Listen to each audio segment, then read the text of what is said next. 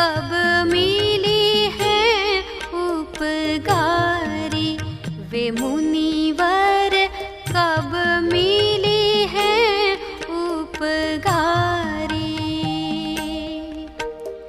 साधु दिगंबर नगन निरंबर, साधु दिगंबर नगन निरंबर,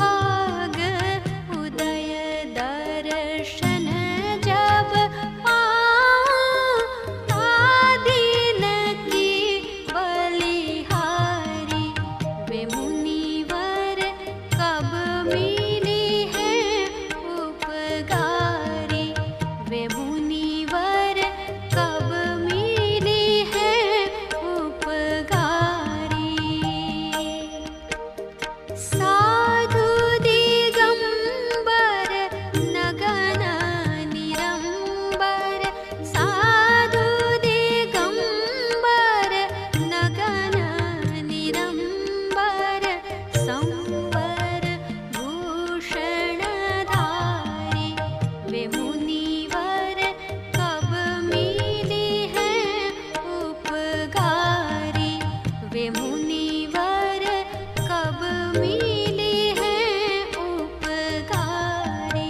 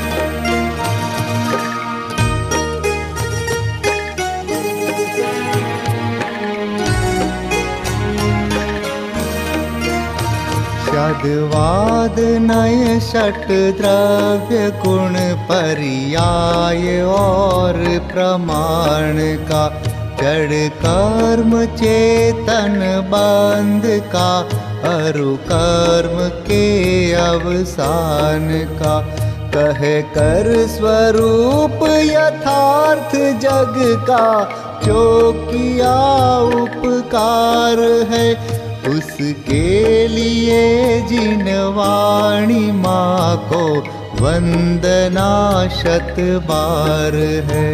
उसके लिए जिन वाणी माँ को वंदना शत बार है।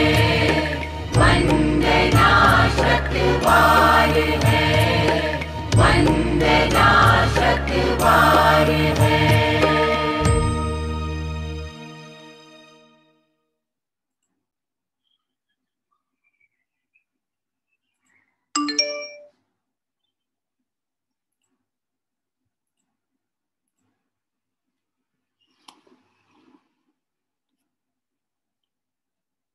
सभी साधर्मी बंधुओं को जय जिनेन्द्र। आइए मंगलाचरण पूर्वक स्वाध्याय प्रारंभ करेंगे।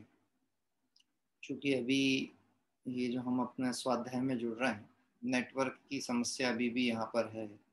इंटरनेट का जो मेन लाइन है वो एक्चुअल में अभी ख़राब हो गई है, तो इस कारण से सिर्फ मोबाइल नेटवर्क से है। तो हो सकता है बीच बीच में व्यवधान भी आ रहा है, पर आप यदि बीच में व्यवधान भी आए तो आप अपना स्वाध्याय की धारा अवश्य लगाए रहें उपयोग को, तो निश्चित ही हम पुनः उसमें जुड़ने का प्रयास करेंगे।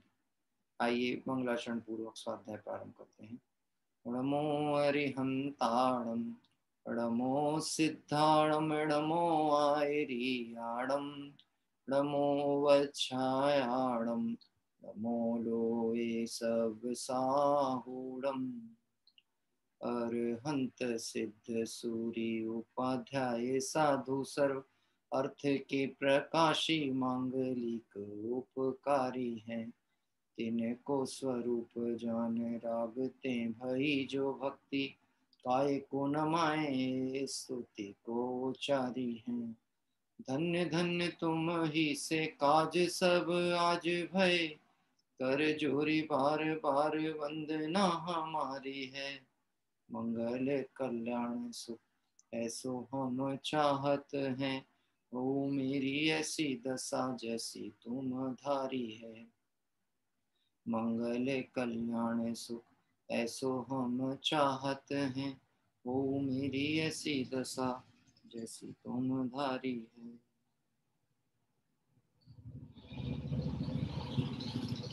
ब्रह्मचर्य निर्देशिका इसके महत्वपूर्ण बिंदुओं पर चर्चा करते हुए गृहस्थ के जीवन में एक आदर्श रूप से आत्मस्वरूप की आराधना कैसे हो सकती है और कैसे आगम पद्धति के अनुसार अपने जीवन को हम धर्मुक्त करके और मोक्ष मार्ग में आगे बढ़ सकें, इस भावना से ये विषय अपना चल रहा है।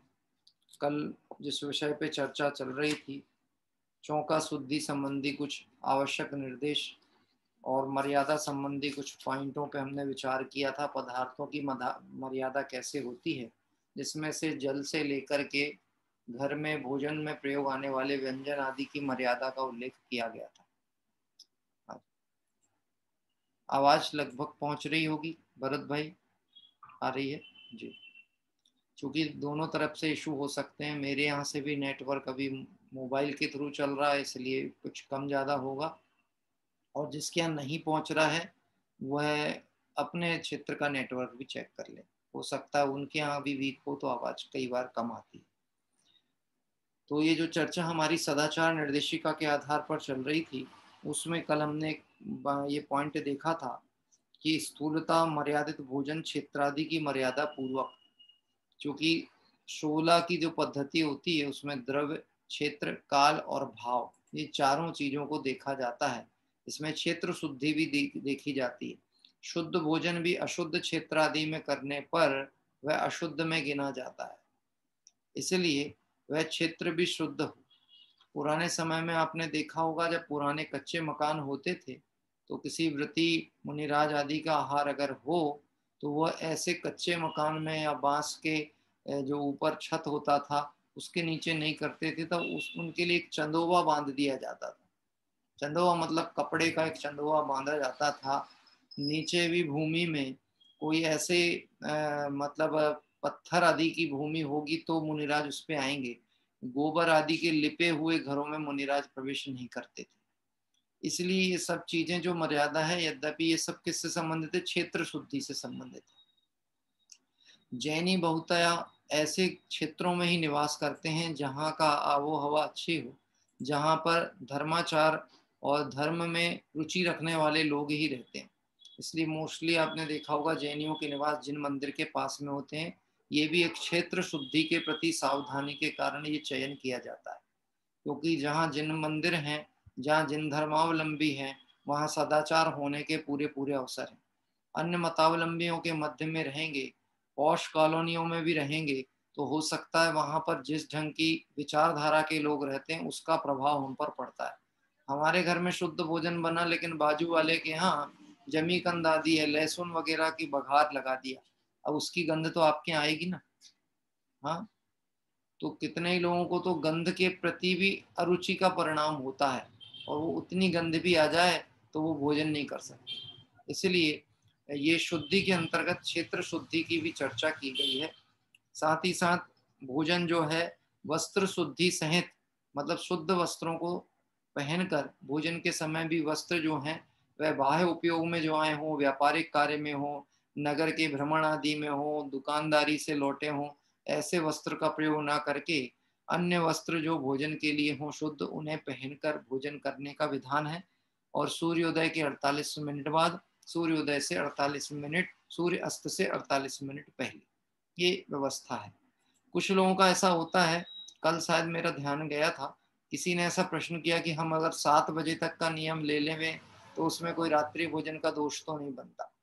मैं आपसे एक बात कहता हूँ, ये व्यवस्था अपन अपने दृष्टिकोण से लागू नहीं कर सकते कि 7 बजे तक का लें कि 6 बजे तक का लें। जो व्यवस्था बताई गई वो ये बताइए कि सूर्यास्त से 48 मिनट पहले। उसका कारण ये है कि जो कहना चाहिए, दो पहरों के संध्या काल होता है। संध्या काल मतलब जोड़ काल होता है, जब दो पहर चेंज होता है। एक तो संध्या काल और रात्रि प्रारंभ होने का, रात्रि नहीं, संध्या काल और अपराह्न काल, इन दो के बीच का जो काल है, इस समय में विशेष पर्यावरण में कहना चाहिए आर्द्रता और ठंडक का माहौल बनता है, जिसमें जीव राशि बहुत तीव्रता से बढ़ती है। इसलिए ये जो हम सोचते हैं कि सूर्योदय दिख रहा है, सूर्य प्रकाश है तो हम 7 बजे तक ले लें, ये वास्तव में व्यवस्था अनुकूल नहीं है। उसका सीधा सा विधान है, जिस ऋतु के हिसाब से सूर्यास्त जब होता है उस ऋतु के सूर्यास्त के 48 मिनट पहले भोजन से निवृत्त होने की व्यवस्था करनी चाहिए। ये व्यवस्था है। कल किसी ने भेजा था, पर कल मैं उसका समाधान नहीं दे पाया था। उसमें इस विषय के प्रति हमको सावधानी रखनी चाहिए, क्योंकि यदि आपने समय घड़ी के समय से नियम बांधा तो ठंड के दिन में और वर्षा ऋतु में तो सूर्यास्त बहुत जल्दी होता है। दूसरी बात, कई बार क्षेत्र विशेष में भी अंतर देखने मिलेगा। आप जब कलकत्ता साइड में जाएंगे, शिखरजी तरफ में जाएंगे, तो वहां सूर्यास्त बहुत जल्दी होता है और सूर्योदय भी बहुत जल्दी होता है। तो अगर हमने समय की सीमा बांधी है तो वो तो रात्रि भोजन जैसा ही काम हो गया। इसलिए हमको ये ध्यान रखना है कि जो क्षेत्र विशेष के साथ साथ जो मौसम और प्राकृतिक वातावरण, उस अनुसार सूर्य अस्त की जो व्यवस्था है उस अनुसार 48 मिनट पहले भोजन करना चाहिए। भोजन करते में जो कल बात आई थी, गृद्धता रहित मात्र संयम में निमित्त भूत हो ऐसा भोजन करना, मतलब भोजन के प्रति आसक्ति विशेष ना करते हुए ऐसे भोजन का चयन करना, ऐसे भोजन को सेवन करना जो हमें गरिष्ठ ना हो और संयम की आराधना में साधक कारण बने। क्योंकि जो भोजन गरिष्ठ होगा और संयम की साधना में विराधक कारण बनेगा तो निश्चित ही समझ लेना उस भोजन के करने के काल में परिणाम में भी विशेष राग की भूमिका चलेगी, राग विशेष चलेगा, भोजन की गृद्धता चलेगी और साथ ही साथ उस गृद्धता के साथ साथ एक और समस्या ये आने वाली है कि जो तीव्र आसक्ति का परिणाम है वो किसी भी विषय की आसक्ति हो वो व्यसन की श्रेणी में चला जाता है। यानी भोजन की लोलुपता भी यद्यपि हो सकता है वह भोजन अशुद्ध श्रेणी में नहीं हो लेकिन गरिष्ठ श्रेणी में आता हो और उसकी लोलुपता भी है तो व्यसन में चला गया। हाँ, कई बार ऐसा होता है ना, कुछ लोगों को किसी पदार्थ के विषय में ऐसी आसक्ति होती है जैसे मीठा खाने की आदत है। अब मान लो शरीर में रोग भी आ गया तो भी वह मना करने कर बाद भी नहीं छोड़ने को तैयार है। मालूम, उसे अभक्ष की श्रेणी में लिया गया, अनिष्ट में गिना जाता है। अनिष्ट मतलब जो सेवन करने से स्वास्थ्य के प्रति प्रतिकूल प्रभाव पड़े उसको अनिष्ट अभक्ष कहा गया। 5 प्रकार के अभक्ष गिने थे ना, त्रसघात, बहुघात, नशाकारक, अनुपसेव और अनिष्ट। तो अनिष्ट किसको कहते हैं?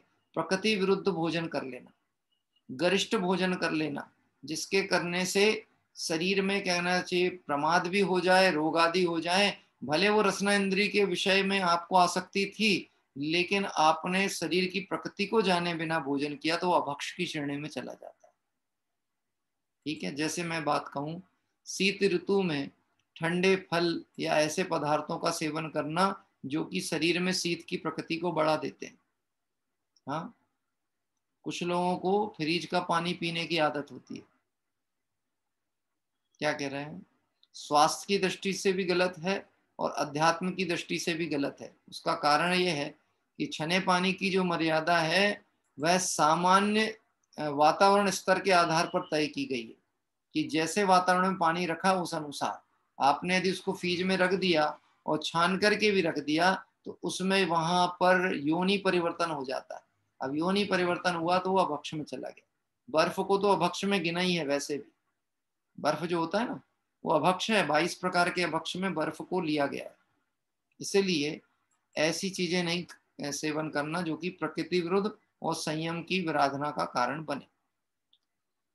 आगे का जो पॉइंट है जिसपे आज हम चर्चा कर रहे हैं, भोजन करते समय भी कल जो बात आई थी कि अनाहारी स्वभाव का स्मरण करें और मौन अंतराय टालकर नियम सहित भोजन लेवें।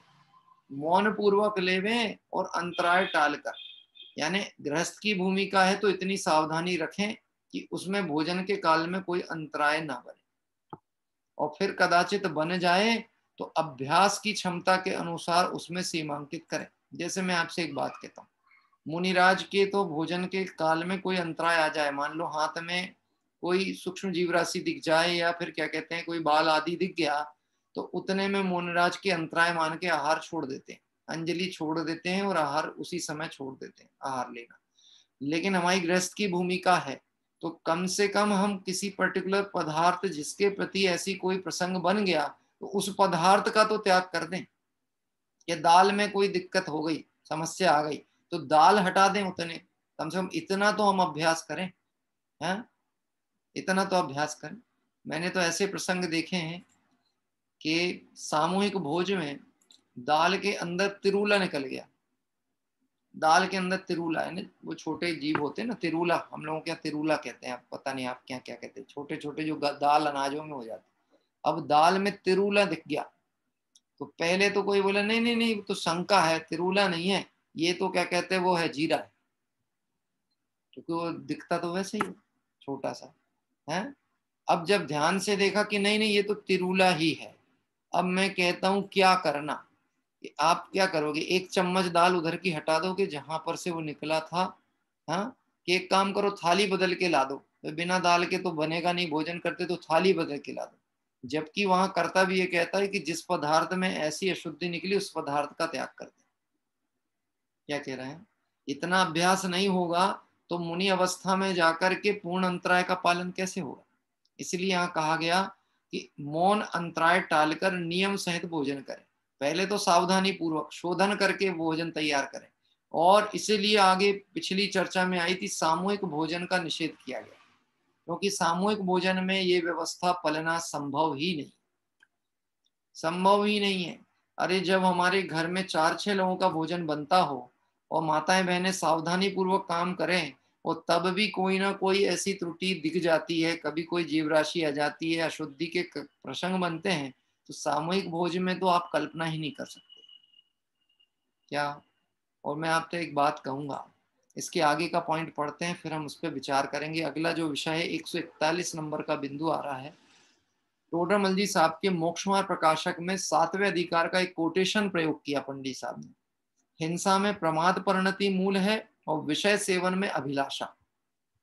क्या कह रहे हैं, हिंसा में प्रमाद परिणति मूल है और विषय सेवन में अभिलाषा मूल है। तो यहाँ प्रमाद परिणति मूल किसमें है, हिंसा। जब भी हिंसा होगी तो उसमें एक मात्र कारण होगा, हमारा स्वयं का प्रमाद। किसी भी जीव की हिंसा, बाह्य हिंसा कह लें या अंतरंग हिंसा कह लें, उसमें एकमात्र कारण है प्रमाद। जब प्रमाद होगा तब हिंसा का दोष लगता ही। देखो कुंद आचार्य देव ने एक गाथा ऐसी डाली है, प्राणी मरे या ना मरे हिंसा अयत्नाचार से, तब बंद होता है नहीं जब रहे यत्नाचार से। क्या कह रहे हैं, जीव की हिंसा हो या ना हो लेकिन हिंसा का दोष लगता है जब अयत्नाचार पूर्वक प्रवर्तन होता है। जैसे मैं आपको एक बहुत सामान्य चर्चा में बात कहूं, हम गृहस्थ की भूमिका में भी यदि जैसे ड्राई फ्रूट सेवन कर रहे हैं और ड्राई फ्रूट्स में हमने काजू को खोल करके नहीं देखा और सीधे खा लिया, तो उसमें हिंसा का दोष लग जाता है। क्या कह रहे हैं, काजू को सीधे सेवन कर लिया, खोल के नहीं देखा। गैस चालू करते समय में सुबह सुबह जब पहली बार भोजनशाला में पहुंचे और याद नहीं रहा, गैस का बर्नर नहीं उठाया, बर्नर उठा के देखा नहीं कि इसमें कोई जीव तो नहीं है अंदर, और आपने गैस चालू कर लिया, तो आपको हिंसा का दोष लगता है। क्या करें, ऐसे ही भोजन में उपयोग कहीं और है और भोजन कर रहे हैं, तब भी आपको प्रमाद जनित हिंसा का दोष लगता है। यानी ये बात हमें बहुत अच्छे से समझ के जीवन में उदाहरण करना ही चाहिए। स्वास्थ्य की दृष्टि से तो भोजन की तरफ उपयोग ना लगाया हो, भोजन किया हो, वह तो नुकसान करेगा ही, पर धर्म दृष्टि से भी देखा जाए तो उसमें हिंसा का दोष बनता है। हिंसा में किसको प्रमुख लिया, प्रमाद, अयत्नाचार। देखो दिगंबर मुनिराज के लिए बात आती है कि मुनिराज इरिया समिति से गमन करते हैं तो 4 हाथ भू शोध करके चलते हैं, 4 हाथ भूमि देख करके चलते हैं।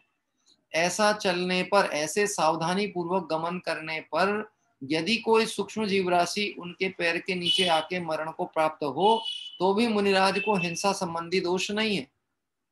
क्यों नहीं है, क्योंकि उन्होंने प्रमाद को जीता है। वह जब गमन कर रहे हैं तो सावधानी पूर्वक कर रहे हैं, समिति पूर्वक पालन कर रहे हैं, है ना। हाँ, अरविंद जी पूछते हैं टीवी देखते देखते भोजन करना, तो ये गलत ही आएगा। क्यों आएगा, एक तो उपयोग की चंचलता, दूसरी बात है भोजन का शोधन नहीं हो रहा, स्वास्थ्य की दृष्टिकोण से भी गलत हो रहा है, और धर्म दृष्टिकोण से एक और बहुत बड़ी गलती होती है उसमें। क्या होती है कि टीवी देखते समय भोजन करते में ऐसे पदार्थ भी तो टीवी में एडवर्टाइज में आ सकते हैं जिनका सेवन उत्तम पुरुषों के यहाँ होता नहीं है, स्वप्न में भी नहीं होता। क्या कह रहा है, मैं आपसे पूछता हूं, स्वप्न में कभी आपने जो अष्टमूल गुण के अंतर्गत आते हैं, मद्य त्याग, मांस त्याग, मधु त्याग, ऐसा स्वप्न कभी आया कि आप इसमें से कोई सेवन कर रहे हैं? हाँ, नहीं आया ना। क्यों नहीं आता? उसका कारण ये है कि हमारे संस्कार और हमारा श्रद्धान ऐसा है कि हम इसको अपने पद के योग्य मानते ही नहीं, तो हमें स्वप्न भी नहीं आते इस चीज के। क्या कह रहे हैं? स्वप्न भी नहीं आते। हो सकता है सपने में कोई को ऐसा सपना आ जाए मैं मिठाई खा रहा हूं, और वो वाला सपना देख ले जो डायबिटिक पेशेंट है, खुद है डायबिटिक और मिठाई खाते का सपना आ जाए, और मुंह मीठा भी हो जाए सपने में ही है, और सुबह उठा तो शुगर चेक करे तुरंत, कहीं शक्कर तो नहीं बढ़ गई मेरे को, क्योंकि स्वप्न का तारतम्यता परिणामों से था ना, है। लेकिन उसको ऐसा स्वप्न नहीं आएगा कि मैं कोई अभक्ष सेवन कर रहा हूं, और कम से कम जैन कुलोत्पन्न जिसका सदाचार पूर्वक जीवन, उसे ऐसा स्वप्न तो आ ही नहीं सकता। तो ऐसे टीवी देखते में, अब मान लो आपके एडवर्टाइज में कौन सी वो कंपनी है जो कि क्या कहते हैं, ये बनाती है ना, मैं नाम मुंह पे नहीं आते कई बार, वो ये नॉन वेज प्रोडक्ट ही बनते हैं जिसके के एफ सी सही बताया आपने, KFC के प्रोडक्ट आते हैं। तो KFC जो है उसमें कुछ हो सकता है वेज के नाम पे भी प्रोडक्ट आता हो और मैक्सिमम प्रोडक्ट नॉन वेज के। अब उसकी ऐड आ रही है और अपन भोजन कर रहे हैं। क्या कह रहे हैं? तो वो भोजन के काल में जैसे ही वो पदार्थ गया, तो दिगंबर मुनिराज की अवस्था की तरफ से देखेंगे तो अंतराय है, 32 प्रकार के अंतराय दोष में यदि उनके कान में कहीं दूर से भी आवाज सुनाई दे जाए, किसी जीव की हिंसा संबंधी बात सुनाई दे जाए, किसी जीव की करुण आवाज सुनाई दे जाए, जैसे कि कोई किसी जीव को मार रहा हो और उनके कान में उसका वो दर्द भरी आवाज सुनाई दे जाए, तो मुनिराज उसी समय अंतराय मान करके वो भोजन छोड़ देते हैं। आप 32 अंतराय कौन से हैं वो पढ़ेंगे तो आपको वो सब पता चलेगा कि क्या क्या है। मुनिराज खड़े हैं आहार लेने, और उनके पाटा के नीचे से या पैर के नीचे से कोई चूहा आदि हिंसक जीव निकल जाए नजदीक से, उतने में मुनिराज अंतराय मान करके भोजन आहार का त्याग कर देते। कौन है ये मुनिराज? ये हम और आप जैसे ही एक जीव हैं जिन्होंने मोक्ष मार्ग में आत्मित की भावना से पुरुषार्थ करते हुए अग्रसर हो रहे। तो उनके अनुगमन करने वाले, उनके अनुगामी जीवों का भी भावना कैसी होनी चाहिए कि यथा संभव ब्रह्मचर्य की आराधना करते हुए इन सब चीजों में सावधानी हमारी होनी चाहिए, है ना। तो लिखा, हिंसा में प्रमाद परिणति मूल है और विषय सेवन में अभिलाषा। 5 इंद्रिय के विषय सेवन तभी होते हैं जब आपकी इच्छा होगी। क्या कह रहे हैं?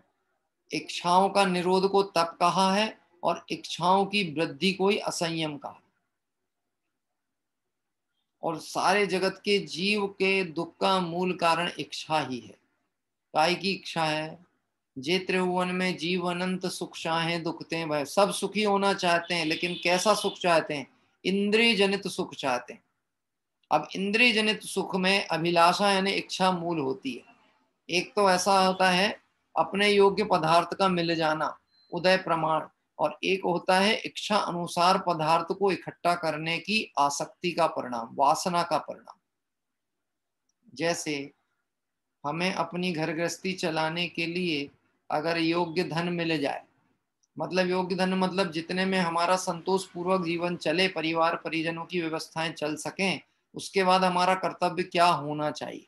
कि हमारा यही कर्तव्य होना चाहिए कि शेष के प्रति हम आसक्ति को घटा करके विराम लें। देखो, मैंने आपको एक दृष्टांत बताया था, सच घटना बताई थी। मेरे मोहल्ले में एक रिक्शा वाला खड़ा होता है जो सुबह 12 बजे करीब, 11:30 बजे करीब आता है। मुसलमान है, पति पत्नी है, बस 2 जन। और मैंने कई बार देखा 1:30 बजे, तो कभी 2:30 बजे, तो कभी 3 बजे वो अपने घर चला जाता है। वो परिचित भी है। तो मैंने उससे पूछा कि तुम खड़े क्यों नहीं दिखते? कभी कभी जब जरूरत पड़ती है तो तुमको याद करते, तो दिखते नहीं हो। तो बोले मेरे लायक हो जाता है तो मैं अपने घर चले जाता। तो बोले कितना? कि बोले मेरे तो निश्चित है, मेरे को 120 से 150 रुपए हो गया कमाई तो मैं चला। 20 रुपए मेरे को किराया रिक्शा का देना रहता है और बाकी 100 रुपए में मेरा आराम से खर्च चलता है। तो मैं इसके बाद में क्या करूंगा? खड़े होकर के दूसरे दिन आऊंगा। आप सोच सकते हो कि है तो मुस्लिम मूलतः, लेकिन उसके बाद भी उसने अपनी आवश्यकताओं को सीमित इतना कर लिया कि वह उस रोड पे खड़े होकर के भी बहुत ऊंची सोच रख रहा है। यद्यपि अभी धार्मिक दृष्टिकोण नहीं है उसका, लेकिन फिर भी उसकी इतनी तो अनुमोदना हम करेंगे कि उसने विषय संबंधी विकल्प को सीमित करने का भाव तो रखा है। क्या कह रहे हैं? हाँ।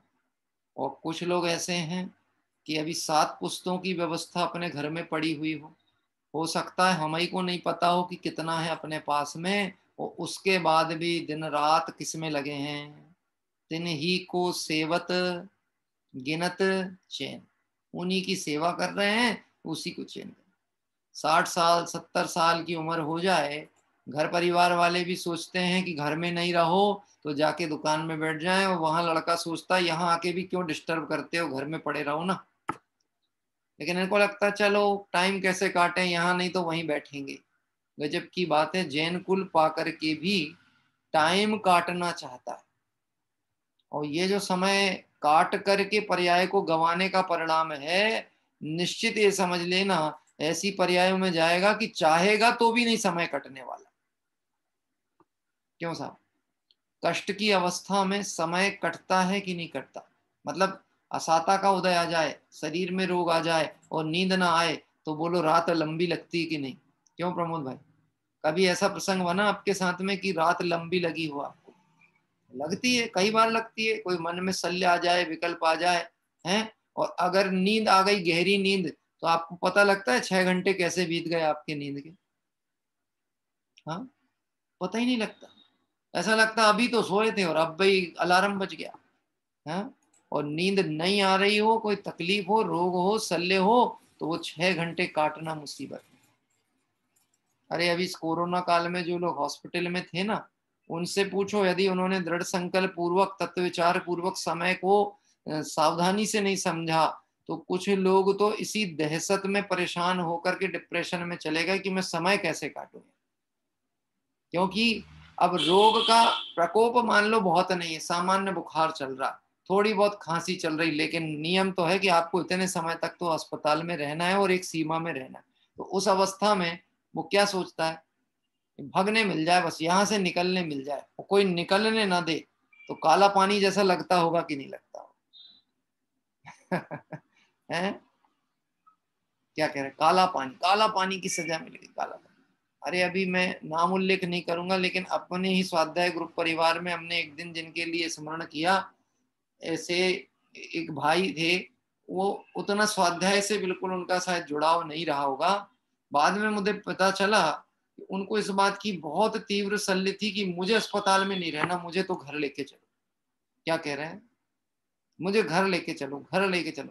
और जिस दिन उन्होंने ये बोला कि मैं पूरी तरह से स्वस्थ हूँ, मेरे को तो अब जाना ही नहीं किसी हालत में, रहना ही नहीं, अभी घर चलना है, और उसी दिन रात में उनका देह परिवर्तन हो गया। यद्यपि हुआ तो अपने आयु कर्माधीन है, ये सब तय है, लेकिन फिर भी उस स्थिति में भी, जो भी परिस्थिति बनी हो, उस परिस्थिति में पंच परमेष्टि का स्मरण करना चाहिए। अपवित्रः पवित्रो वा सुस्तुतो दुस्तुतोऽपि वा ध्यायेत पंच नमस्कारम सर्व पापै प्रमुच्यते। व्यवस्थाओं से भागने से व्यवस्थाएं सुधरती नहीं है, तत्व विचार के आधार पर व्यवस्थाओं में व्यवस्थित होना पड़ेगा। क्या कह रहे हैं, जिस देश में हो, जिस वेश में हो, जिस हाल में हो, ज्ञायक हैं, ज्ञायक हैं, ज्ञायक। सीता जी अगर ये चाहती और मन ही मन ये विचार करती रहती, तो एकमात्र आर्तरोध परिणाम होते कि कैसे हैं रामचंद्र जी, कि गर्भ अवस्था में मुझे झूठ कह के जंगल में छोड़ दिया, यहाँ मैं किसके भरोसे रहूंगी? कोई सिंह आदि पशुओं ने भक्षण कर लिया, या किसी ने आकर के, कोई भील आदि ने आकर के चरित्र पे दूषण कर दिया तो क्या होगा? ऐसा विचार करके परिणाम नहीं बिगाड़ा, अपितु तत्व विचार करके दो बातें की। एक तो पूर्व में किए गए अपने परिणामों की आलोचना की, और साथ साथ तत्व विचार करके क्रमबद्ध का निर्णय किया कि ऐसा ही होने वाला था, इसमें किसी दूसरे का दोष नहीं। तो देखिए क्या लिखा है, विषय सेवन में अभिलाषा, व्यर्थ पानी आदि ना फैलाएं। अब थोड़ा सामान्य चर्चा में बात कर रहे हैं, हिंसा कहाँ कहाँ हो जाती है हमसे गृहस्थ की भूमिका। व्यर्थ पानी आदि ना फैलाएं, आदि में वह सब चीजें गिन लेना जो गृहस्थी में प्रमाद के कारण अनर्थ दंड के नाम पे होती है, जिससे कोई कार्य की सिद्धि नहीं है लेकिन वह काम चल रहे हैं हमारे यहाँ। जैसे जो उदाहरण कहा, पानी ना फैलाए, पंखा व्यर्थ ना चलाए, अग्नि व्यर्थ ना जलाए। हाँ, अग्नि व्यर्थ नहीं जलाए। कोई कहता था, ऐसा किसी ने तर्क किया कि आप लोग मंदिर में तो दीपक जलाने का निषेध करते हो कि 13 पंथामनाएं में दीपक का प्रयोग नहीं होता मंदिर में, और घर में इतना बड़ा गैस चलाते हो, चूल्हा जलाते हो, तो हिंसा होती है कि नहीं होती है?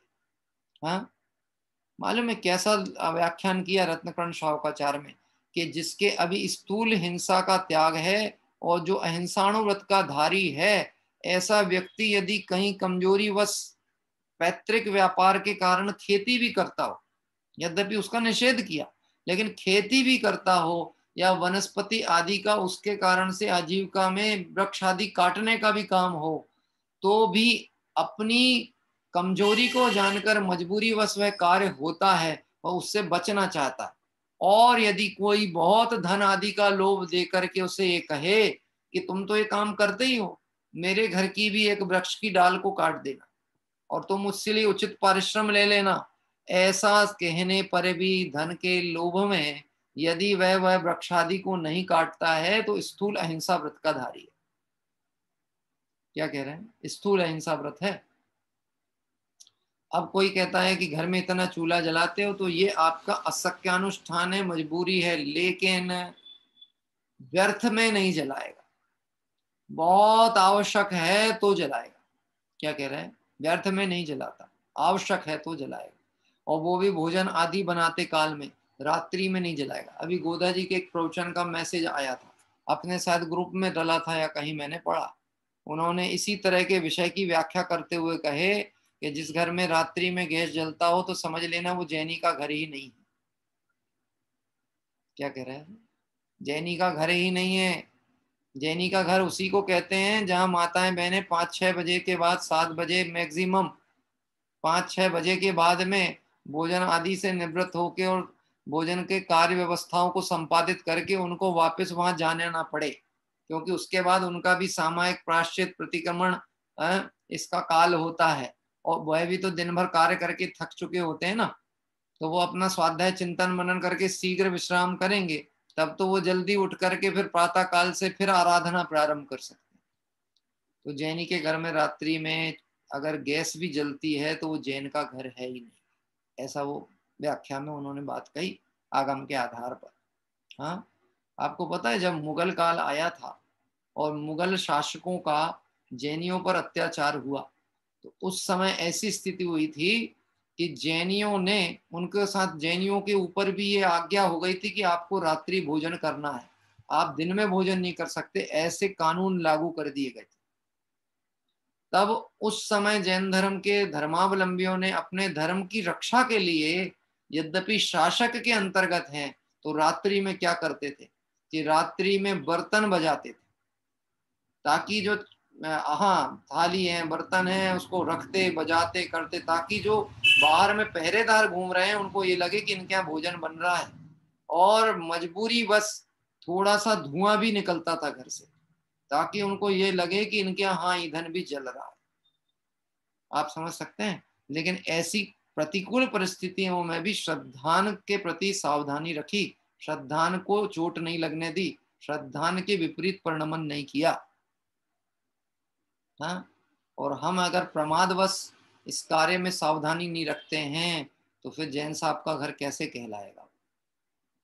हाँ, मेरे तो एक मित्र भी बोल रहे थे, बोले अभी किसी जैन साहब के यहाँ किसी काम से गए होंगे, तो बोले मुझे तो ऐसा लग रहा था किसी ब्राह्मण आदि के या किसी अन्य मती के घर में बैठा हूँ। बोले क्यों? कि बोले उनके कमरों से ऐसी गंध आ रही थी, लहसुन प्याज इसी की गंध आ रही थी, घर ही से गंध आ रही थी, बाहर ड्राइंग रूम में बैठे थे तब भी ऐसी गंध आ रही, लगे नहीं कि जैनी का घर। क्या मुझे ध्यान आता है, सिवनी मुमुक्षु मंडल में एक मकान था स्वाध्याय भवन के नीचे, और अभी तो हमारे सिवनी मुमुक्षु मंडल के अनेक परिवार सदस्य लोग जुड़ते हैं, तो ध्यान था वह मकान हमने भी कभी किराए पे कुछ दिन रहे थे, और उसमें कई लोग किराए से आकर के रहते थे। जैनी हो तो उनको किराए पे दे दिया जाता था। बीच बीच में ऐसे प्रसंग बने जिसके बाद से शायद उसे किराए से देना बंद किया गया, कि जैनी के नाम पर उन्होंने मकान तो ले लिया, लेकिन पता चले कि उनके रात्रि भोजन बन रहा, वहीं नीचे क्या कहते उनके यहाँ जमीकंद आदि बन रहे, और ऊपर स्वाध्याय होना। क्या कह रहे हैं? अब वही सीढ़ी से चढ़ के जाना है, बाजू की सीढ़ी से, वहां एक खिड़की खुलती थी जो कि भोजनशाला से जुड़ी हुई थी। तो जब मुझे बहुत पहले का एक स्मरण है कि जिस समय जैसे ही ये बात पता चली कि जिस जैन साहब को ये दिए हैं इनके तो नाम जैन पना नहीं है, तुरंत उन्हें सूचित कर दिया गया था, आप दूसरी जगह खोज लीजिए, यहाँ आपको रहने की व्यवस्था नहीं हो पाएगी। क्यों? क्योंकि जिन शासन के प्रभावना में छोटी छोटी सी चीजें भी विराधना का कारण बनती है। इसलिए लिखा है, व्यर्थ का पानी आदि ना फैलाएं, अनछना जल काम में ना लें। ये तो चीजें बच्चों को सिखाते हैं, बिना छना जल काम ना लेंगे, रात्रि भोजन नहीं करेंगे, हैं?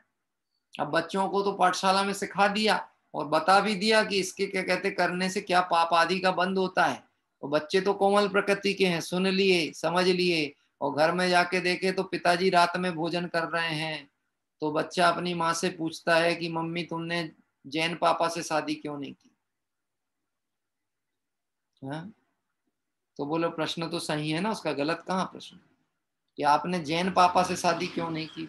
इंटरकास्ट मैरिज कैसे कर ली? आप तो जैन हो कि आप तो शाम को अंथव करती हो और हमको बोलती हो कि जल्दी करो पाठशाला जाना है, रात में नहीं खाना, और फिर पिताजी खाते हैं, तो आपने अजैन पापा से शादी कैसे कर ली? क्या उत्तर देगी उनकी माँ? आप बता सकते हो? कोई उत्तर है आपके पास? बता दो, मैं बता दूंगा, क्योंकि मेरे पास में ऐसे बच्चे भी मिल ही जाते हैं ना, पाठशाला आदि पढ़ाते में, जो इस ढंग के प्रश्न पूछते हैं। बोलो क्या उत्तर देंगे?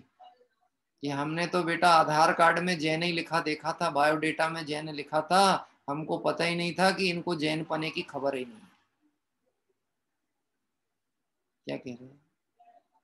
देख के तो यही सोच के किया था संबंध, कि जैन के घर में संबंध कर रहे हैं। आप समझना, आज एक आत्मार्थी मुमुक्षु को अपनी कन्या का विवाह करना हो, ये चीजें भी पता करनी पड़ती हैं कि उनके घर में कहीं रात में खाना तो नहीं खाते, जमीकंद तो नहीं आता है, और इसी कारण आपको संबंध ढूंढने में एड़ी चोटी का जोड़ लगाना पड़ता है, क्योंकि अब आपको इतनी लौकिक और सामान्य मर्यादा पालन करने वाले जैनी ना मिले हैं।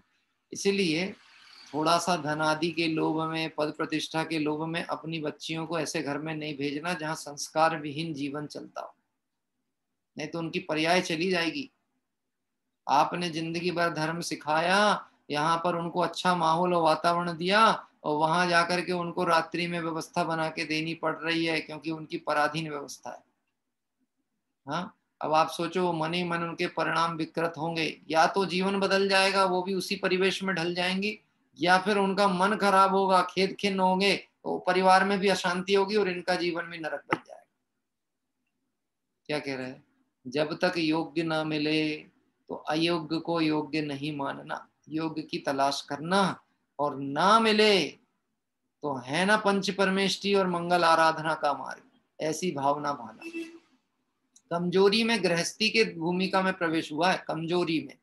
क्या कह रहे हैं? कमजोरी को प्रसन्नता नहीं माना जाता, कमजोरी की भावनाओं को भोगते हुए आनंदित नहीं हुआ जाता। ना मिले तो ना से। अरे मुझे ध्यान है, पिताजी इस विषय में थोड़े से दृढ़ता वाले थे।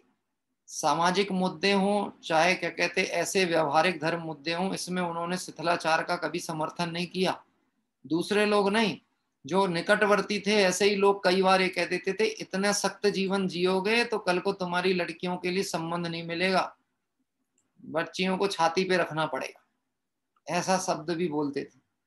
थोड़ा काल के हिसाब से लचीला जीवन होना चाहिए। क्या कह रहे हैं? काल के हिसाब से लचीला जीवन होना चाहिए। काल दोष है, पंचम काल। मैं आपसे एक प्रश्न कहता हूं, काल के हिसाब से लचीला जीवन कर तो लोगे, लेकिन जो हो रहे हैं परिणाम, उनका फल काल के हिसाब से लगेगा कि परिणाम के अनुसार लगेगा? परिणाम अनुसार लगेगा। अब जब परिणाम अनुसार लगने वाला है तो काल को क्यों देखते हो? और गजब की बात है, इस काल को कलयुग भी क्यों कहते हैं? क्योंकि इस काल में काले परिणाम वाले जीव होते हैं। क्या कह रहे हैं, हीन परिणाम वाले जीव होते हैं, तीव्र कषाय जीव होते हैं। इस कारण दोष है काल का, काल दोष से ऐसे जीव होते हैं ऐसा नहीं, इस काल में ऐसे जीव होते हैं, इसलिए काल पे दोष दे दिया जाता है। हाँ? क्यों साहब, जैनी का जीवन आदर्श बताया गया है आगम पद्धति से। कोई एक जैनी रात्रि भोजन करता दिख जाए, एक जैनी होटल में खाता दिख जाए, तो पूरे समुदाय को उस कटघरे में खड़ा किया जाता है और उन लोगों से तर्क वितर्क किए जाते हैं, आप कौन सी बहुत बड़ी बातें कर रहे हो, हमने तो बहुत जैनों को देखा, उनको तो सब चलता है। क्यों साहब, तो अपन क्या व्याख्यान करें, है कि हम उनको यही बोलें कि वो जैन नहीं है, कह रहे नहीं साहब जैन है, वो दिगंबर जैन है, समाज के पदाधिकारी हैं। हाँ, रोज 3 घंटे मंदिर में जाके प्रक्षाल करते हैं, अभिषेक करते हैं, जलधारा करते हैं, शांति धारा करते हैं, और ना जाने और क्या क्या करते हैं, तो जैन तो हैं वो। हाँ, तो मैं आपसे पूछता हूं, ऐसे जैन पने से जैनत्व की सुरक्षा होगी क्या? होगी? ये नहीं होने वाली। इसलिए देखो, सावधानी से समझना, व्यर्थ की क्रियाओं से बचें। बहुत अच्छी विषय है, अनर्थ दंड से बचने के लिए प्रारंभिक रूप में ये कार्य हमको करना चाहिए, प्रारंभिक रूप में। अरविंद जी कह रहे हैं ये जो पॉइंट आप बोल रहे हैं, ये बातें हमको रोज पेश करनी पड़ती, सुनना पड़ती। ऑफिस में जाएं, दुकान में जाएं, अपने रिश्तेदारों के बीच में जाएं, जहां पर लोग इस रुचि विचार वाले नहीं हैं, तो आपको निश्चित ही ये व्यवस्था फेस करनी पड़ेगी। लेकिन आप ये समझ लेना, आप अकेले नहीं हो। क्या कह रहे हैं, आप अकेले नहीं हो, आपने उनका साथ पकड़ा है जो कभी धोखा नहीं देते, वो है पंच परमेष्टि और उनका निर्दोष मार्ग। और ये जो धन समाज गज बाज राज कछु काज ना आवे, कोई काम के नहीं है, सब मुसीबत की जड़ है। हैं? मुझे एक पुराने गीत की एक लाइन याद आती है, अजब सुलगती हुई लकड़ियां हैं जग वाले। क्या कह रहे हैं, अजब सुलगती हुई लकड़ियां हैं जग वाले, जलें तो आग करें, ना जलें तो धुआं करें। समझ में आया? है? ये जगत को प्रसन्न नहीं कर सकते, ये जलती हुई लकड़ियां हैं, जलेंगे तो आग उत्पन्न करेंगे और बुझ जाएंगे तो धुआं करेंगे। इसलिए इनके चक्कर में पड़ना नहीं, फंसना नहीं। सबसे बड़ा रोग क्या कहेंगे लोग, हैं? तो कुछ तो लोग कहेंगे। क्या कह रहे हैं, अब ज्ञानी जन होंगे तो वो तुम्हारी अनुमोदना करेंगे, तुम इस मार्ग पे स्थितिकरण में सहयोग करेंगे, और मिथ्या दृष्टि होंगे, संसारी होंगे, तो वो चाहेंगे कि ये अकेला कैसे छूट के चला जाए, हैं? ये तो हमारे साथ ही रहना चाहिए ना, हम अकेले दुखी रहे, मुझे पूर्ण सुखी हो जाए, ऐसा कैसे संभव है? कि नहीं, तुम भी रगड़ो हमारे साथ। हाँ, तो ये तो मार्ग अकेले रहने का है। अभी अभी जब मैं स्वाध्याय सभा के लिए नीचे उतर ही रहा था, मैं थोड़ा थकान थी तो लेटा था, और लेटे लेटे छोटे दादा के प्रवचनों की कुछ बात सुन रहा था। आज उनका व्याख्यान चल रहा है, वो शाश्वत धाम वाली जो गोष्ठी के अंतिम दिवस पे, तो 12 भावना के ऊपर वो बात कह रहे थे। उसमें वह अपने विवेचन में एक लाइन उनकी मैंने सुनी, क्या बोला कि उन्होंने एक बात कही, संग में रहने का भाव ये निगोदादि गति जाने का परिणाम है।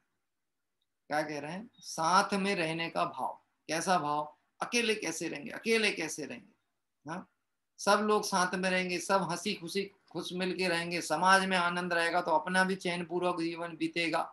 ये जो तुम सबको प्रसन्न करके उनके साथ रहने का भाव है, ये जो परिणाम है, ये परिणाम जीव को ऐसी पर्यायों में ले जा लेता है जहां पर एक शरीर के अंदर असंख्यात जीव पड़े हुए हैं, एक एक शरीर के अंदर वहीं जन्म रहे और मर रहे हैं। हाँ, ये मार्ग अकेले ही रहने का है, अकेले चलने का है, अकेले बढ़ने का है। फिर इस दृष्टि और रोज सोच वाला कोई साथी मिल जाए तो अच्छी बात है, चले चलो तुम भी। लेकिन चलना अपनी अपनी सामर्थ्य से, ना हम तुम्हारे कंधे पे चढ़ेंगे ना तुम हमारे सर पे बैठना, अपनी दम पे चलना। लक्ष्य एक हो सकता है, साथ चल सकते हो, लेकिन चलना अपने दम से। क्या कह रहे हैं, ये मार्ग अंधे और बहरे और लूले लंगड़ों का मार्ग नहीं है। क्या कह रहे हैं, कहानी है, बहुत पहले कहानी बचपन में सुनते थे, एक अंधा था, एक लंगड़ा था, हैं? क्या कह रहे हैं? अंधे के पास पैर तो थे पर आंखें नहीं थी, और लंगड़े के पास आंख तो थी पर पैर नहीं थे, दोनों ने दोस्ती कर ली। क्या कह रहे हैं? दोनों ने दोस्ती कर ली। अब किस बात के लिए? कि तेरे पास आंख नहीं है, तू मेरे को अपने कंधे पे बैठा ले और मैं तेरे को रास्ता बताऊंगा, तू चलते चले जाना। क्या कह रहा है? तो अपन दोनों मंजिल पे पहुंच जाएंगे, लेकिन पहुंचेंगे तब जब मंजिल एक ही हो, नहीं तो ऊपर जो बैठ जाता है उसकी मंजिल जल्दी भटक जाती है। क्या कह रहा है? पहले तो बहुत चाव था, लेकिन वो जब पद पे आता है ना आदमी, अपद पद पे नहीं, अपद पद पे, और अपद को अपना मानता है तो पथभ्रष्ट हुए बिना रहता नहीं। हाँ, इसलिए देखिए थोड़ी सी चर्चा आगे बढ़ेगी। अनछना जल काम ना लेवें, बिजली के पंखे आदि व्यर्थ खुले ना छोड़ें, प्रमाद पूर्वक अपना सामान वस्त्र आदि यहाँ वहां ना रखें। ये सब चीजें हमारे पुराने समय में लोगों के जीवन में बहुत व्यवस्थित होता था, बहुत व्यवस्थित। आज बहुत शिथिलाचार है। आप जो बच्चे अकेले रहते हैं ना बाहर में, हॉस्टल में या रूम लेकर के, इनका घर जाके देख लो। क्या कह रहे हैं? मैं आपसे एक बात कहता हूँ, इनकी इनकी सावधानी कितनी है। आप मान लो अपनी लड़की के लिए लड़का देखने गए, इनको बिना सूचना दिए जाके देख लो आप, 3 साल शादी नहीं करने वाले अपनी लड़की की उनके साथ। इतना लापरवाह लड़का ढूंढे ने न मिले आपको। क्या? जाके देखो, सामान ऐसा पड़ा है, ऐसा बिखरा पड़ा है, 8-8 दिन तक कपड़े ना धो।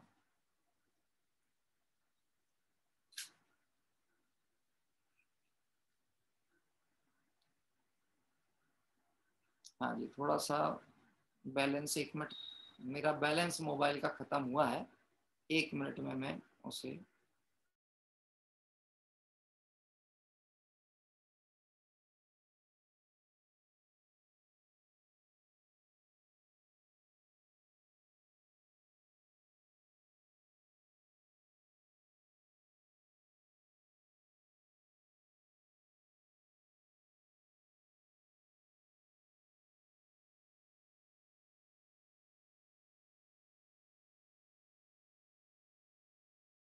स्थित दिनचर्या कभी भी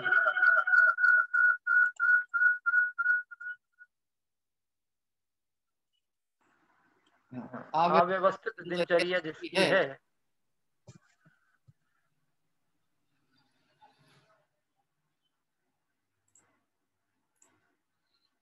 जिनकी व्यवस्था अव्यवस्थित अव्यवस्थित जिनकी दिनचर्या, उनका समय बहुत खराब होता है। इसीलिए निश्चित ही हमको अपनी दिनचर्या, अपनी व्यवस्थाएं, अपनी वस्तुएं यथोचित स्थान पे रखते हुए, और सबसे अच्छा तरीका है इनका सीमांकन जितना हो सके उतना करते चलें, तो हमारा उपयोग व्यर्थ में भ्रष्ट नहीं होगा, अनर्थ दंड के पाप से हम बचेंगे। प्रमाद पूर्वक अपना सामान वस्त्र आदि यहाँ वहां न रखें, यत्नाचार पूर्वक यथा स्थान रखें। मुझे तो किसी ने बताई थी बात, मैंने प्रत्यक्ष तो नहीं देखी है। ये बड़े पंडित जी है ना, तो बड़े पंडित जी के जैसे दुपट्टे या जो उनका कपड़ा वगैरह है जो ओढ़ते हैं वो, और जैसे वो खराब हो जाता है, छिन जाता है। आजकल बहुत आज जनरेशन में ऐसी चीज देखने मिली है, जरा सा चीज खराब नहीं होता तुरंत फेंकते हैं उठा के। हाँ, अब वो तो हैं तो ब्रह्मचारी, लेकिन उसके बाद भी मैंने उनके जीवन से बात सुनी कि वो जैसे कपड़ा खराब भी हो गया ना, उतना जितना अंश खराब हुआ उतना हटा करके उसके छोटे टुकड़े बना के रख लेते हैं। कि काय के लिए? कि जो उनको कोई साफ सफाई के लिए, अपने कमरे की स्वच्छता के लिए, पहुंचने के लिए कपड़े चाहिए, वो नया क्रय ना करना पड़े। क्या कह रहे हैं? नया क्रय ना हो, उसका उपयोग हो जाए। ये चीजें रियली पुराने लोगों के जीवन में हमें सीखने को, देखने को मिलती थी। मुझे अपने पिताजी के भी जीवन वृत्ति की ऐसी चीजें याद हैं, जो मैं निश्चित ही उनके जो पुस्तक है स्मरण वाली जीवन यात्रा, उसमें जब पूर्ण हो जाएगी, जैसे भी कार्य करते हुए, उसमें ये सब पॉइंट मुझे उल्लेखित करने का निश्चित भाव।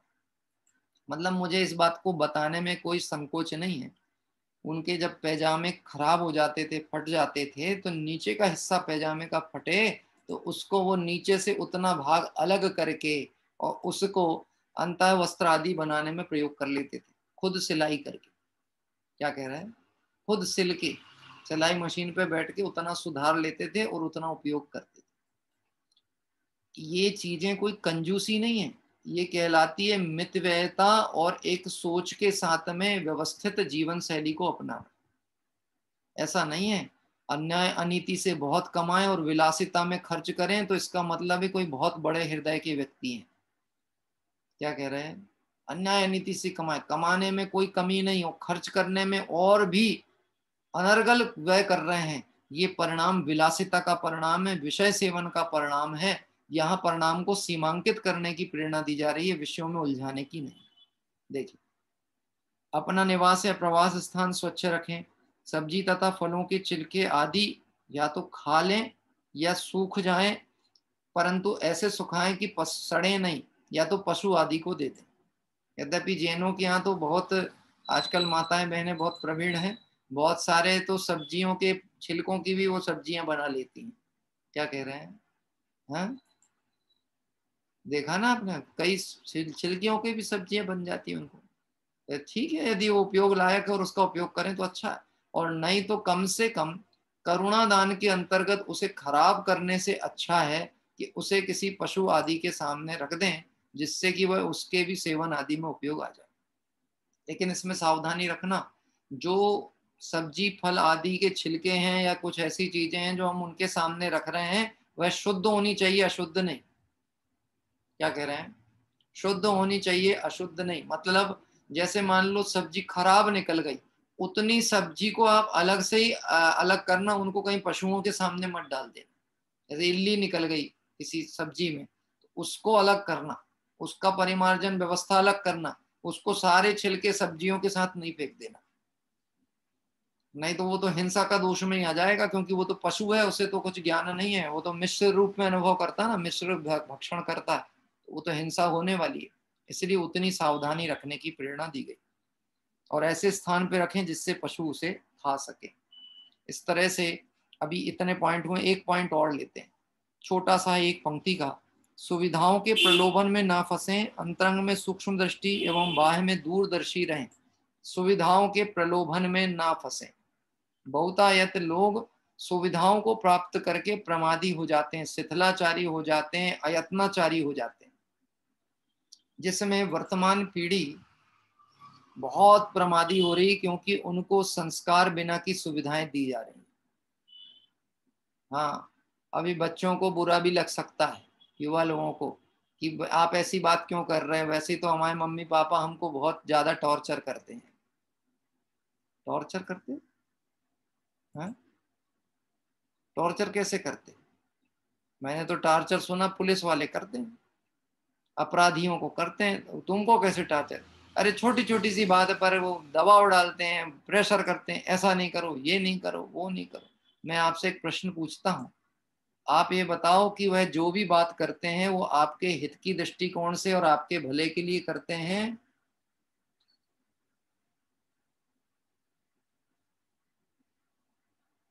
हाँ, हित के दृष्टिकोण से या भले के लिए करते हैं, कि आपका बुरा चाह करके वो बात की जाती है? हाँ, क्यों साहब? मैं बच्चों से पूछ रहा हूँ, अब कोई है बालकगण? आवाज आ रही है? प्रमोद जी, आवाज पहुंचती है? क्यों बेटा वानी, आज भक्ति लेना है ना? हाँ, तो मम्मी पापा की बात का बुरा लगता है कि नहीं लगता? अरे इशारे में बता दो, अभी फिर बाद में हम अनम्यूट कर देंगे। आप लगता है कि नहीं लगता? ये नहीं लगता, नहीं लगता तो तुम्हारी होनहार अच्छी है। क्या कह रही? भली है होनहार जिसकी, उसको अपना हित चाहने वालों की बात बुरी नहीं लगती है। खोटी है होनहार जिस उसकी, जिसको अपने हितैषियों की बात गलत लगती है। हैं? देखो, कोई यदि आपको टोकता है तो निश्चित ही समझ लेना वो आपका हितकारी है, आपका शुभचिंतक है, तो ही टोकता है। आपको वह चीज का एहसास उस दिन होता है जब कोई टोकने वाला ना रहे। जब तक कोई टोकने वाला था तब तक वह बात हमारे को हो सकता है अपनी इच्छा अनुसार नहीं थी तो बुरी लगती थी, लेकिन अब ये बुरा लगता है अब कोई टोकता क्यों नहीं। हाँ, क्यों साहब? आज अपन बड़े हो गए, आज मान लो अपने पिताजी का संयोग ना हो, माँ का सहयोग नहीं हो, और घर में ऐसी परिस्थिति बने कि निर्णय हमें ही को करना हो। यही तो हम चाहते थे ना, हम अपनी मर्जी की जिंदगी जिए। अब जब निर्णय करने की स्थिति आती है तो हम किसी न किसी अनुभवी से परामर्श करने जाते हैं। मन में विचार आता है, काश अपने घर में ही कोई बड़े बुजुर्ग होते तो हम उनके माध्यम से आज अपनी समस्या का समाधान तो कर सकते थे। ऐसे ही है ना। इसलिए देखो, सुविधाओं के प्रलोभन में नहीं फंसना और अंतरंग में सूक्ष्म दृष्टि, बाह्य में दूरदृष्टि रखना। अंतर में दृष्टि तो सूक्ष्म रखना और बाहर में दूरदृष्टि रखना। दूरदृष्टि मतलब व्यवहार ऐसा रखना जिससे किसी के हृदय पे चोट ना पहुंचे, लेकिन दृष्टि अंदर में सूक्ष्म ऐसी रखना कि सिद्धांत से समझौता नहीं करना। क्या कह रहे हैं? किसी को बुरा लग जाए इस कारण अपना बुरा हो जाए, ये भी नहीं करना। और ऐसा व्यवहार नहीं करना जिससे किसी को बुरा लगे। और फिर टोडरमल जी साहब ने एक बहुत अच्छा दृष्टांत दिया, जिसको समझ लोगे तो आपको समाधान आ जाएगा कि बात क्या कहना चाह रहे हैं।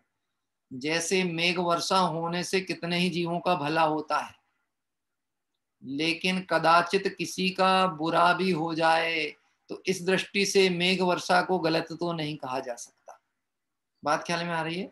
मेघ वर्षा होती, बारिश हो गई, तो बारिश होने से बहुत अच्छा हुआ, बढ़िया है, गर्मी शांत हो गई, पानी की व्यवस्था हो गई, अच्छा ही हुआ ना। अब किसी की तकलीफ हो गई, उसी दिन उनने पापड़ बना के छत पे डाली थी माता जी ने, वो कोसने बैठ गई कि आज ही बरसने थे इनको, हैं? तो तुम्हारे चक्कर में, तुम्हारे पापड़ के चक्कर में क्या बारिश नहीं होगी क्या? हैं?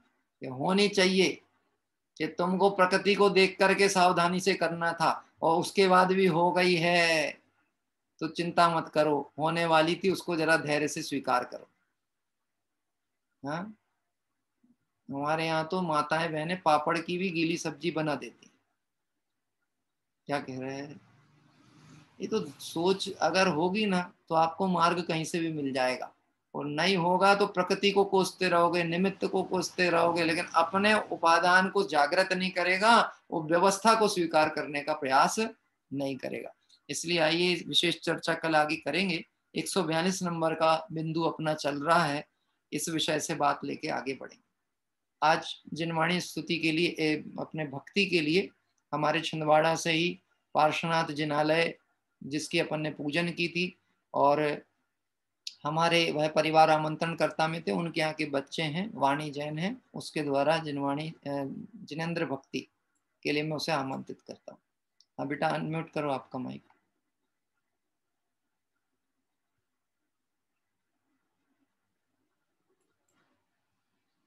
देखो आपको एक मैसेज आ रहा है। हाँ, हो गया। हाँ, आपको आवाज आ रही है? आपको आवाज आ रही है? हाँ बोलिए। हाँ आ रही है आवाज, आ रही है। आप सभी को मेरा सादर जय जिनेंद्र। हम याद करें उन सतियों को, हम याद करें सती ब्राह्मी को, सुंदर और चंदन बाला, काजुल द्रौपदी कौशल्या, मृगावती सुलसा सीता। श्री अल्पालन का था गहना, विनय का पहना था कंगना, श्रद्धा की माथे पर बिंदिया, संयम की ओढ़ती चुनरिया। उन सतियों को याद करे प्रभु बरसे, फरियाद करे सम्यक, हमें उनके जैसा दे।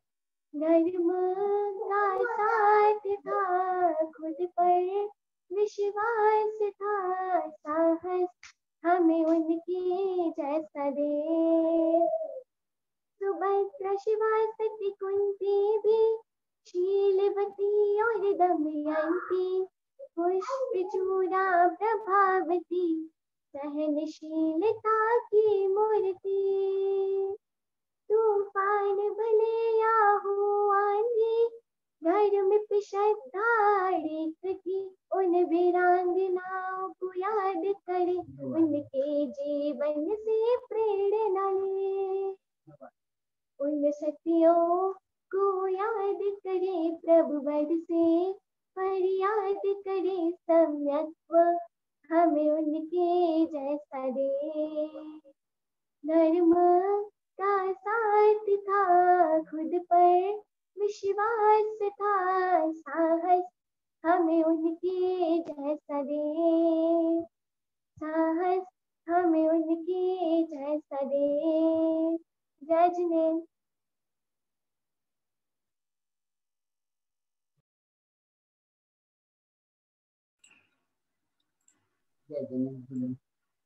बहुत सुंदर भक्ति अभी हमारे ये छोटी बालिका है वाणी जैन, जिसके माध्यम से ली गई थी। ये सब अपने पाठशाला के ही बच्चे हैं, वितरा विज्ञान पाठशाला में पढ़ते हैं छिंदवाड़ा में। गांधीगंज जो क्षेत्र में पार्श्वनाथ भगवान का भव्य जिनालय है, वहाँ पर ये सब बच्चे लोग अध्ययन करते हैं। और अच्छा है संस्कार, और उनकी अनुमोदना उन सतियों को स्मरण कर रहे हैं जिन्होंने संयमशील की रक्षा के लिए प्राण भी चले गए तो कोई बात नहीं, लेकिन मार्ग को नहीं छोड़ा और श्रद्धान की दृढ़ता रखी। ऐसे सतियों का स्मरण करते हुए निश्चित ही, भले स्त्री पर्याय में कोई ये बालिकाएं हैं, बेटियां हैं, लेकिन हम ये मानते हैं जिनका जो आइडल होता है वो उन जैसा बनना चाहता है। यानी हमारे आदर्श कैसे होते हैं ये हमारे भविष्य को तय करने वाले हैं। यदि ये मात्र भक्ति है तो बात अलग है, लेकिन यदि ये हमारी भावना है तो निश्चित ही समझ लेना कि हमारा पंथ निर्ग्रंथ पंथ ही है, मोक्ष पंथ ही है। और हम सभी बड़े बुजुर्गों से तो ये भावना करेंगे कि जब बच्चे कोई बहुत अच्छी बात कहते हैं तो उनको आशीष रूप में उनके मार्ग की अनुमोदना करें, और आप करतल ध्वनि से वो बच्चे का अनुमोदन करें कि निश्चित ही उसने जो भक्ति परिणाम किया है, सीता जी को, अंजना, नीली आदि सतियों को स्मरण किया इस भक्ति के माध्यम से, उसका जीवन भी वैसा ही बने और उसका भविष्य भी धर्ममय हो, ऐसी मंगल भावना से अभी एक सुंदर जैनेन्द्र भक्ति का लाभ हमने किया। आइए भाव प्रतिक्रमण के साथ में हम कल की तीर्थ वंदना की जानकारी प्राप्त करेंगे, और उसके बाद जिनवाणी स्तुति हमारे अमित भाई सूरत से हैं, वह जिनवाणी स्तुति पाठ करेंगे। आइए भाव प्रतिक्रमण करते हैं। हे अरहंत प्रभो, मुझसे मन वचन काय द्वारा कृतकारित अनुमोदना द्वारा समरंभ समारंभ आरंभ द्वारा क्रोध मान माया लोभ द्वारा प्रमाद इत्यादि विभावों द्वारा इस भव में या पूर्व भव में सच्चे देवशास्त्र गुरु की अभिनय हुई हो, व्रतों में अतिक्रम व्यतिक्रम अतिचार अनाचार दोष लगाया हो,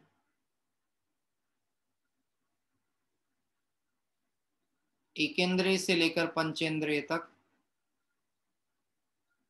किसी जीव की हिंसा हुई हो, विराधना हुई हो, दिन या रात में लगाए सर्व दोषों का पश्चाताप व्यक्त करता हूं, क्षमा मांगता हूं। वह मेरे सभी दोष मिथ्या हूं, मैं मुझ में रहूं, इस प्रकार मैं इन सभी दोषों का प्रायश्चित करता हूं। ओम नमः सिद्धेभ्यः। आइए कल हमारी मंगलमय तीर्थ वंदना का जो क्रम है 160वीं तीर्थ वंदना के लिए हम आगे बढ़ रहे हैं, और कल हम सभी जिस तीर्थ क्षेत्र की पावन दर्शन करने पहुंच रहे हैं, ये राजस्थान का ही एक क्षेत्र है। इस क्षेत्र को चवलेश्वर पारसनाथ के नाम से पुकारा जाता है, और ये मांडवगढ़ के आसपास कोई क्षेत्र है। मांडवगढ़ एक राजस्थान का नगर है, परंतु इस नगर की प्रसिद्धि यह है कि पंडित आसाधर जी, जो कि सागर धर्मामृत, अनगार धर्मामृत के रचयिता हैं, और अपने दिगंबर परंपरा में विद्वानों की श्रेणी में उनका नाम है। ऐसे आसाधर जी के द्वारा जो ग्रंथ आदि रचना हुई, उनकी ये जन्मभूमि है मांडवगढ़, और उसके निकट में है ये चवलेश्वर पार्श्वनाथ। इसके साथ ही इस क्षेत्र का अतिशय यह है कि यहाँ भगवान पार्श्वनाथ का जो केवल ज्ञान प्राप्ति के बाद प्रथम विहार प्रारंभ हुआ, तो पहला समोशरण इस क्षेत्र पर आया था, और दिव्य धनी का तत्व उद्घाटन इस क्षेत्र से प्रारंभ हुआ था।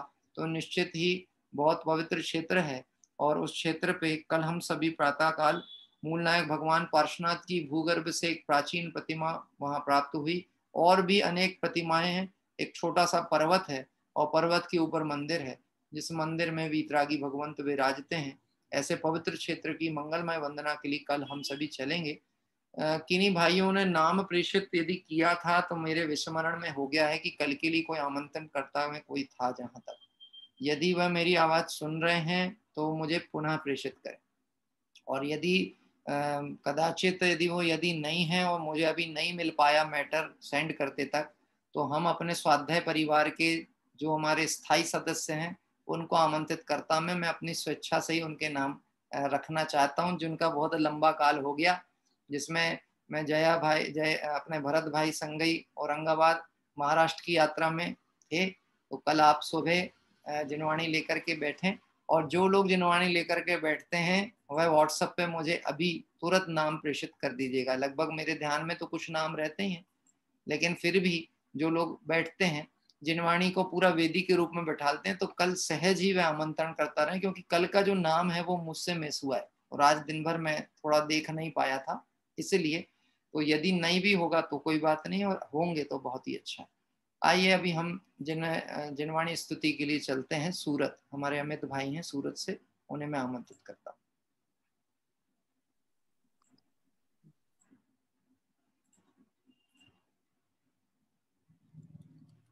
अमित भाई एक मिनट, आपकी आवाज नहीं आती, एक बार चेक करता हूं मैं, आपकी आवाज नहीं पहुंच रही हमें। हाँ आ रही है अभी आवाज? हाँ अभी आने लगी जी। सभी को सादर जय जिनेन्द्र, जय जय। जिनवाणी स्तुति। कल आमंत्रण करता में आप मेरा नाम ले देंगे तो भी चलेगा, मेरी भावना है, यदि आप चाहें तो ले सकते हैं। निश्चित, बहुत अच्छा, स्वीकृति है। अमित कुमार निमीचंद बढ़जात्या, हम अजमेर के हैं, राजस्थान हमारी जन्म भूमि है। तो हाँ। मेरी भावना हो गई कि चलो हम। आप मुझे व्हाट्सएप पे जरूर नाम एक बार अभी प्रेषित करिएगा स्वाध्याय सभा के बाद। आइए जी, प्यारा। सभी हाथ जोड़ लीजिए। बहुत ही अच्छी, छोटी और भावपूर्ण जिनवाणी स्तुति हम बोल रहे हैं। हमारी माँ जिनवाणी थारी तो जय जयकार, हमारी माँ जिनवाणी थारी तो जय जयकार। चरणा में राखी लीजो, भव से अब तारी दीजो, चरणा में राखी लीजो, भव से अब तारी दीजो, कर दीजो इतनो उपकार, थारी तो जय जयकार, मारी माँ जिनवाणी थारी तो जय जयकार। कुंद कुंद सा थारा बेटा, दुखड़ा सब जग का मेटा, कुंद कुंद सा थारा बेटा, दुखड़ा सब जग का मेटा, कर दी जो इतनो उपकार, थारी तो जय जयकार। जिनवाणी सुन हर्षाए, निश्चित ही भव्य कहाए, जिनवाणी सुन हर्षाए, निश्चित ही भव्य कहाए, हो जावे भव से पार, थारी तो जय जयकार, हरि मारी माँ जिनवाणी थारी तो जय जयकार। तत्वों का स्वार बताए, तत्वों का सार बतावे, गायक से भेंट करावे, गायक से भेंट करावे, कियो अनंत उपकार, थारी तो जय जयकार, मारी माँ जिनवाणी थारी तो जय जयकार, मारी माँ जिनवाणी थारी तो जय जयकार। बोलिए जिनवाणी माता की जय। 9 बार नमो का जी। एक मिनट, अमित भाई आपके परिवार का क्या नाम बताया था आपने? अमित जी और आपके पिताजी का क्या बोला? हाँ, नेमीचंद पिताजी का नाम है, नेमीचंद अमित कुमार, अनीता बढ़जात्या, परिवार सूरत। मैं कमल जी का भाई हूँ, 2 दादर वाले हैं ना कमल जी। अच्छा जी, बहुत अच्छा। अच्छा, उनका भाई हूँ। अच्छा, ठीक है, बहुत अच्छा। ठीक है, कल प्रातःकाल आपके साथ में हम सभी चबलेश्वर पारसनाथ की मंगल तीर्थ यात्रा को चलेंगे। और भी साधर्मी बंधु जो साथ में यात्रा पथदर्शक के रूप में आमंत्रित कर्ता में रहना चाहें वह भी स्वागत है उनका भी। बाकी अमित भाई और उनका परिवार तो है। आइए हम सभी इस तरह से अपनी मंगल आराधना करते हुए और अभी जिनवाणी स्तुति का पाठ किया है, काय उत्सर्ग करते हैं।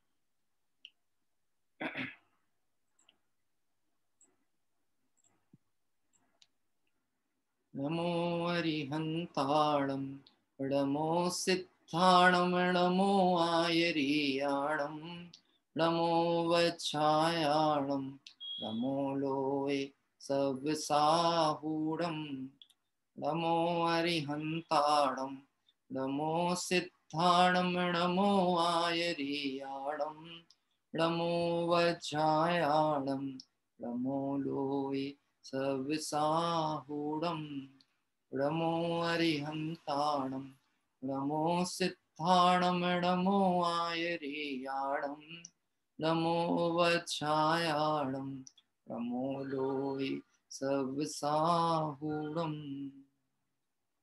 जय बोले द्वादशांगमय जिनवाणी माता की जय हो। देवशास्त्र गुरु भगवान की जय हो। अनंत अनंत सिद्ध परमेष्टि भगवंतों की जय हो।